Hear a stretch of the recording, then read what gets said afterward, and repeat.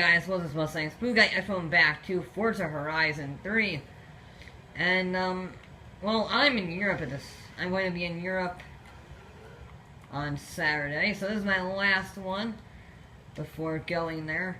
And I figured to start over, I'm going with an Aston Martin Vantage from 1977. It's a C-Class car, relatively mid-C-Class, I would say. Yeah, C-Class 561. So it's relatively down on PI. Hopefully we'll have a bit of room to play with. 380 horsepower, 380 foot-pounds of torque isn't bad, but there is better. That looks very weird without the front bumper. That looks peculiar, indeed. Along with the wing, it looks kind of like a Mustang Fastback without that. Again, with the whole lack of rear bumper, it looks weird. So in the meantime, I'm going to keep that. I'm going to put some on some Hot Wheels racing tires that shoots up in an S1 class. 285s on the front are nice. 305s on the rear are also very nice. I don't want to try transmission and a diff while we're here. We're going to want all of these parts, just put all of them on. And we probably get up to the max with the standard engine because we're going to have weight reduction. Yeah, it's going to be relatively heavy, 3,300 pounds. Essentially a muscle car, but from Europe. So it should be interesting. Let's just put all these parts on. Actually, we might not. We might have to go for a supercharger or something. Yeah, we're going to go with a supercharger. We're just going to go ahead and add one on there real quick. Because I put on the biggest power parts and they only got us halfway through S1 class. So we're going to need to put these parts on. I don't really want to switch the engine out. But we may end up having to unless the supercharger can do something. Supercharger did something. We're adding another 57 horsepower. Oh, this is not going too well for the Aston Martin. We're going to get a lot of power though, I suspect. Because we're in the 634 horsepower range. And we're just about through most of S1 class. I just don't remember which parts I put on. I put you on. Okay, we're going to have to go for engine swap. Don't want to, but I kind of have to get to the top of S1. Oh. I could put the V12 in this. That's very tempting. That is very tempting. But I think I'm going to go with the Lamborghini V10. I think I am. Can't quite twin turbocharge it. Twin turbo had 200 horsepower in that thing. That is a lot. Maybe I'll... You know what, I might... yeah, I'm gonna go with the V8 simply because it has more options to do stuff with it. And this one we shall put a supercharger in it just because I want to keep it nice and, European. The European... Like the Aston Martins tend to use superchargers more often.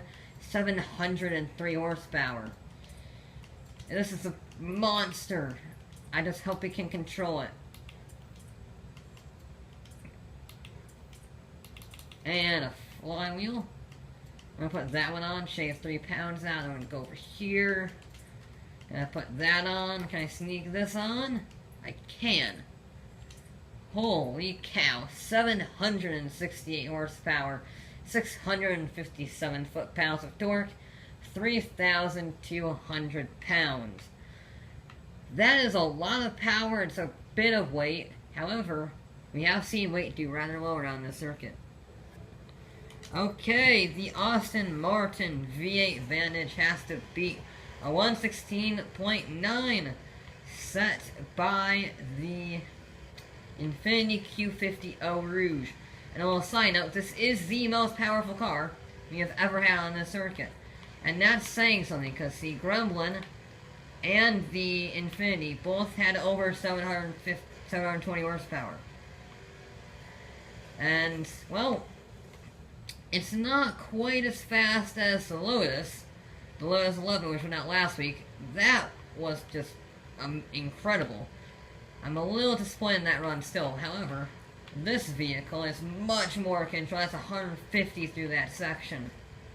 It doesn't quite have the acceleration, but it looks, at least in that section, to have some really nice corner speed. Come on. Oh. Well, that's just my stupid. Didn't cause us any time lost. oh. Like, that cost us some time lost, and I butchered the run into there, because it's like, it's threading the needle. And it's very difficult to thread the needle with some cars. This one has a little bit of a boat on the suspension, but not that. It's not too bad. It's not too bad. So I slightly bent the Aston Martin, slightly bent it up a little bit. How fast do we go? 209 isn't too bad.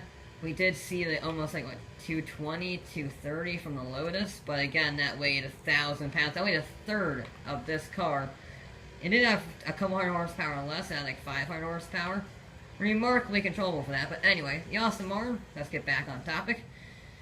126.1, not too good for its opening run. However, we did have a crash. We did have a bit of a crash that slowed us down by a lot. Come on. That's better through there, 160. Yeah, it's a lot better through that section. This vehicle really likes that, 90-degree half-pipe turn. It really likes that. It's really nice in that section. Don't screw it up. There we go. 116 is pretty much the ideal speed through there.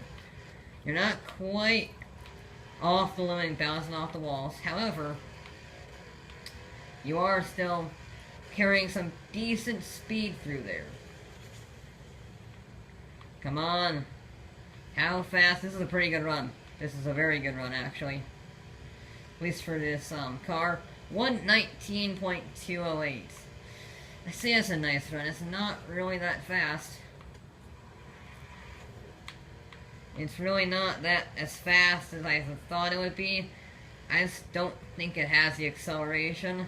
Power to weight ratio is a little down. Because yes, it has a lot of horsepower. However, it weighs a lot. And it does have a similar power to weight ratio than the to the Infinity.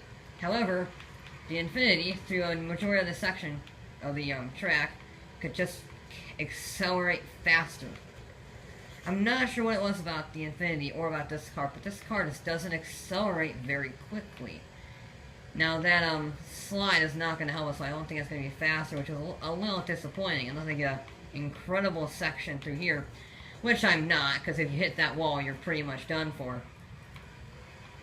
Well, that's a little disappointing from the Aston Martin, because in all honesty, I couldn't have improved much more on that second lap. That was a pretty darn clean second lap. We didn't have too much sideways action. We didn't have any real problems. We made a nice threading the needle moment through the chicane.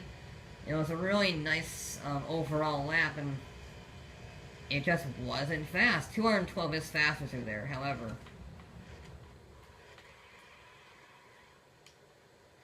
Yeah, the Aston Martin is just not that quick, unfortunately.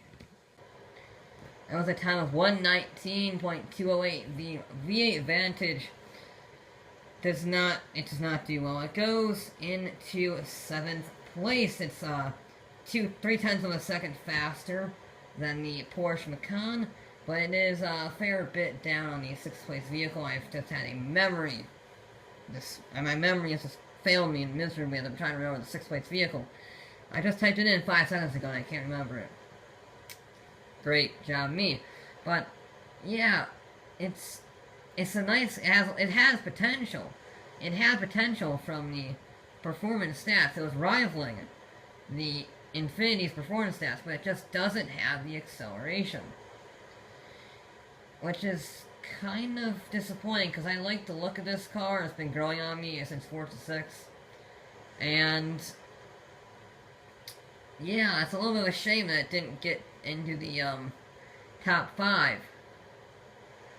But that's just how things work, and that is it for this episode of Forza Horizon. We'll be back with more.